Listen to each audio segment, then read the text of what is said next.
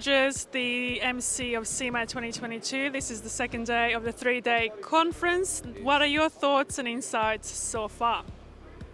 Look, it's really good to get out again. I was just introducing a guy from NAP there, and it's been not long since CeMAT was supposed to be here that he's been promoted to managing director. So a lot of anticipation for it, a lot of people looking to get out and about. And upon reflection, when I was at the first CeMAT maybe 5-6 years ago, it was a lot more forklifts, but now we can see it's a lot more smaller type automation for pick pack and smaller goods. So massive changes in the industry, and most of it all around warehousing.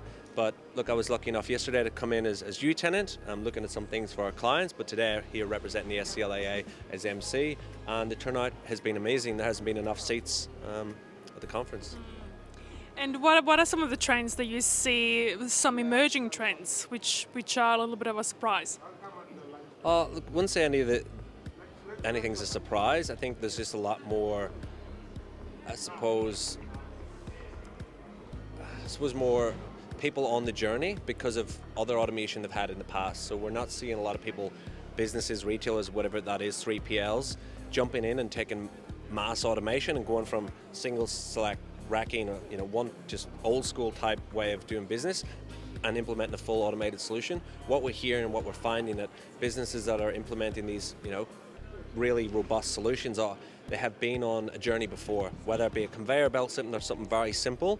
You have to be on that journey, and it's really hard for a business just to be one way and then overnight transform into something else. A bit like anything in life, transformation takes time.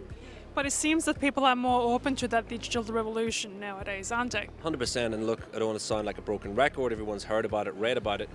Supply chain leaders finally have got a seat at the board, which has been said a million times, I know. But it's one of the biggest costs in the business. If you look at the supply chain in isolation at a business, let's call it ABC retailer, who's the biggest retailer, one of the biggest retailers in the country, everything falls in the bucket of supply chain. Labor of the warehousing, their transport costs, both inbound and outbound, you name it, procurement, forklifts, automation. You're talking potentially over 50-60% of a business's total cost falls in with supply chain. And there's a lot of scrutiny on that now. And businesses want to do things faster, they want to do things more efficiently.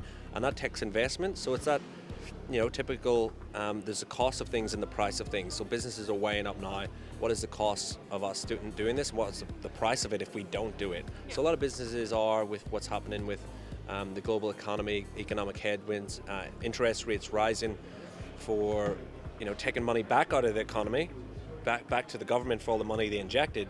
Businesses now in a, supposed to be curious position to say, do we invest at a higher interest rate in automation, or do we continue to do what we do? I think we'll find the former. Yeah.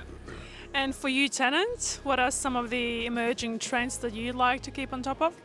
Oh, look, we are doing a lot of work in the background, a lot of stuff I can't disclose, but I'm going to be launching some really cool products soon, tech products that are going to add value to the tenant. So we've been building a tech stack in the background. We're going to specifically be focused on helping businesses run tenders, launching a product called U-Tender, which is going to help businesses with their inbound, with their warehousing, with their outbound logistics tendering, and help with a few other, I suppose, tools that are going to help businesses save money, become more efficient, and help them plan and optimize their warehousing space, and just bring more transparency to the industry. And I've said this before, and I think a previous edition with you guys is, that industrial property warehousing is probably the worst, best kept secret in the industry.